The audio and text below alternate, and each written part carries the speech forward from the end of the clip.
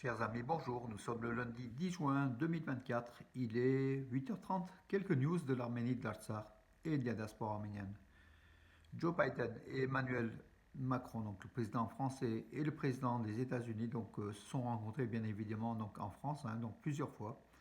Et ils ont discuté aussi des problèmes de sécurité internationale, dont le Sud-Caucase. Donc en fait, la déclaration commune entre la France et les États-Unis, c'est l'intangibilité des frontières, la stabilité au Sud-Caucase et l'intangibilité des frontières. Donc voilà, donc ça a été une nouvelle fois les principes de souveraineté, d'inviolabilité des frontières et de l'intégrité territoriale.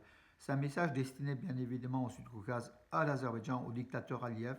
Donc voilà, c'est une forme comment dirais-je, de menace. Ceci dit, derrière, ce sont que des déclarations. Derrière, il faut de l'armement, il faut de la défense pour faire face à une dictature, un dictateur qui peut envahir à tout moment l'Arménie. Mais en tout cas, Washington et Paris, effectivement, se complaisent à affirmer à chaque fois l'intangibilité, l'intégralité territoriale de l'Arménie. L'Arménie est souveraine et son territoire ne doit pas être foulé par des pays étrangers. Et le principe est le même pour tous les pays du Sud-Caucase, que ce soit la Géorgie, l'Azerbaïdjan ou l'Arménie, mais l'Arménie n'a pas de prétention territoriale, comme a affirmé Nicole Pachinian, dans l'immédiat du moins, après la cession de l'Artsakh. Mais du côté azéri, rien n'est sûr, puisqu'en fait, à chaque fois, c'est la surenchère. Donc en fait, une nouvelle fois, bien sûr, Bakou a demandé donc à l'Arménie, Bakou a demandé à l'Arménie donc de réviser sa constitution. Yerevan, le ministère des Affaires étrangères d'Arménie, avait répondu que finalement la constitution arménienne c'est une affaire interne et que Bakou n'avait pas à s'occuper des affaires internes, de l'ingérence sur la politique interne de l'Arménie. Mais selon Bakou, alors Bakou indique aujourd'hui les revendications territoriales en cours contre l'Azerbaïdjan constituent un problème réel qui est fixé dans de nombreux documents juridiques et politiques de l'Arménie, en premier lieu dans la constitution de l'Arménie, qui fait directement référence à la déclaration d'indépendance. Et il y a un appel pour l'unification du Haut-Karabakh et de l'Arménie. C'est ce que voir disparaître, c'est ce que veut donc Bakou, que l'Arménie supprime des passages entiers de sa constitution. Et puis, bien sûr, du côté de la Turquie, il y a d'autres revendications aussi, dont notamment le mont Ararat, qui figure l'emblème sur les armoiries de l'Arménie. Bien sûr, le mont Ararat se trouve aujourd'hui en Turquie, mais c'est une montagne arménienne. Mais les Turcs refusent que les Arméniens puissent se souvenir, s'accaparer de cette montagne, donc voilà, qui est en territoire turc. Voilà, selon Ankara, ça viole aussi la constitution, les armoiries de l'Arménie violent aussi l'amitié, les relations entre l'Arménie et la Turquie. Mais de toute façon, que ce soit l'Azerbaïdjan ou la Turquie, même si l'Arménie change la constitution, même si ils trouveront d'autres éléments pour une nouvelle fois revendiquer et puis surtout porter de plus en plus fort leur demande pour que l'Arménie se mette à genoux et cède des territoires. Voilà. Avis au gouvernement Pachinian qui peut se faire avoir par cette politique haineuse de Bakou et d'Ankara envers Yerevan, et que tous les accords de paix, l'accord de paix donc tant demandé par l'Arménie, tant caressé par l'Arménie, mais que Bakou à chaque fois recule en mettant de nouvelles menaces, de nouvelles demandes, comme on voit au niveau de la Constitution. Voilà, on n'est pas sorti de l'affaire. Donc avec l'Azerbaïdjan, c'est un pays qui est dictatorial, qui ne respecte rien. Et l'Arménie n'a rien à gagner à se concilier avec une dictature qui de toute façon n'est pas fiable dans tous les cas. Des spécialistes d'Arménie, de Russie et de Géorgie travaillent activement à restaurer l'infrastructure ferroviaire dans le nord de l'Arménie, dans la région de Tavouche et surtout dans la région de Lori, touchée par les pluies diluviennes qui ont fait gonfler les cours d'eau des rivières de ces deux régions, donc du nord de l'Arménie qui touche à la Géorgie et une partie à l'Azerbaïdjan. Voilà, les voies ferrées, des routes et des voies ferrées ont été emportées.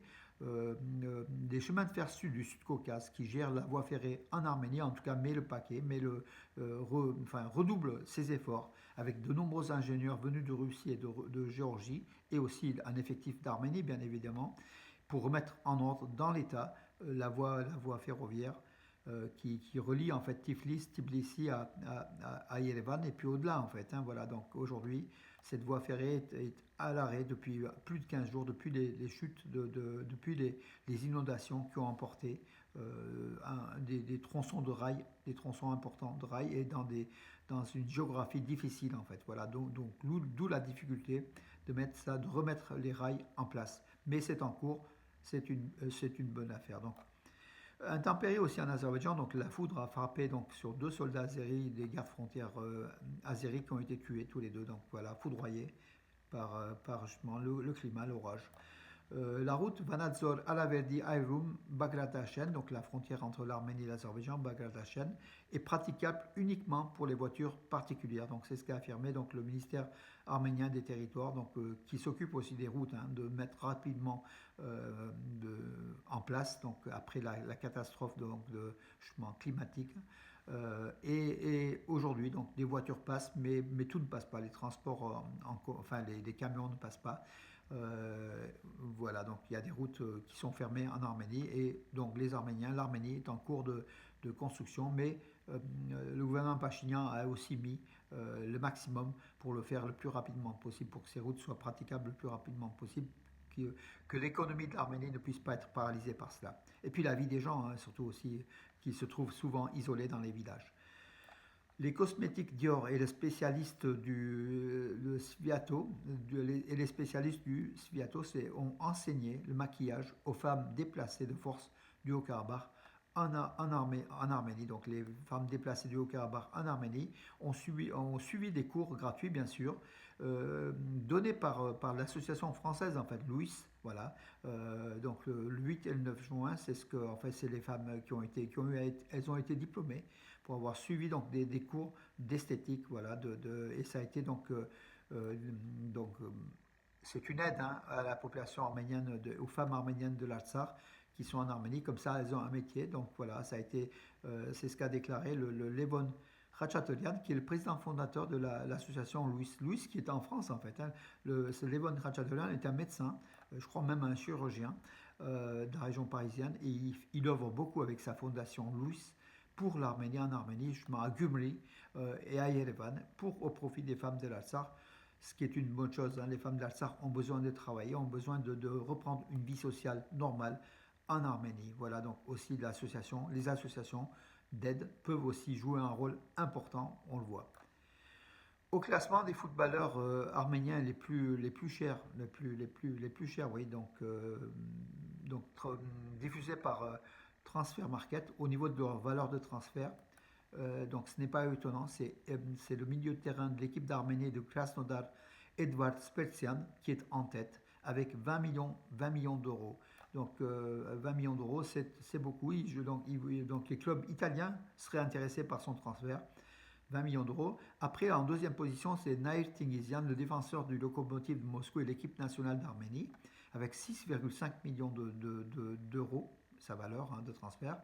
Et le trio de tête est complété par Heno, notre international ex-capitaine de l'équipe d'Arménie et milieu de terrain de l'actuel Inter de Milan, champion d'Italie, Henrik Mkhitaryan, dont la valeur est évaluée à 6 millions d'euros de transfert, hein, du fait de son âge, hein, 35, bientôt 36 ans. Bien sûr, sa valeur qui était à l'époque même jusqu'à 38 millions, ça diminue d'année en année. Là, sa valeur est de 6 millions d'euros. Et là, en quatrième place, c'est le Lucas Zelarayan, l'international arménien qui joue à Al-Fatah en Arabie Saoudite. Sa valeur est estimée à 4 millions d'euros. Edgar Sevikan qui joue enfin, le champion de Hongrie, hein, de Ferencváros, il joue c'est le milieu de terrain de l'équipe nationale d'Arménie qui fut l'auteur d'une passe décisive. C'était vendredi, oui, en match amical contre le Kazakhstan. L'Arménie a gagné 2-1, je vous l'avais déjà dit. Edgar Sevikan, qui est un excellent joueur, est évalué aujourd'hui à 2 millions d'euros, ce qui n'est pas beaucoup en fait, hein, voilà, mais sa cote va de toute façon augmenter. Et puis il y a 12 footballeurs d'Arménie qui sont dont la valeur de transfert est autour de 1 million d'euros. Voilà donc l'état du football arménien, mes amis. Et ce soir, suivez justement l'émission Sport de Radio Arménie Sport, menée par Rajak Nechtékom et puis moi-même, hein, donc au niveau des news sportives vous aurez deux très belles interviews, dont un jeune arménien de 17 ans, qui joue dans l'équipe junior international suédois de Suède. Donc c'est un Arménien qui joue en Suède et un talent donc un grand talent qui va émerger. À 17 ans, on peut attendre beaucoup de choses. Donc Rajak donc a fait l'interview, Rajak Sassounsi donc a fait l'interview de ce jeune et puis il y aura une autre interview, vous verrez, puis on parlera de sport. Rien pour nous amuser, pour passer du temps et puis pour parler de l'Arménie, du sport arménien à quelques semaines des JO. Donc c'est important. Et cette émission sport a de plus en plus de succès, mes amis, avec des milliers d'auditeurs, donc branchés sur radioarménie.com, donc www, vous pouvez suivre par internet à travers le monde. Voilà. Et puis nous, on diffusera aussi de la vidéo en même temps sur le site de la page Facebook de Garmir Gabuit Zidanakun. Donc c'est rouge, bleu et couleur d'abricot. Au lieu de dire orange, couleur d'abricot, c'est la couleur de l'Arménie. Garmir Gabuit Zidanakun. Voilà mes amis pour aujourd'hui. En tout cas, je vous donne rendez-vous à demain et bonne journée.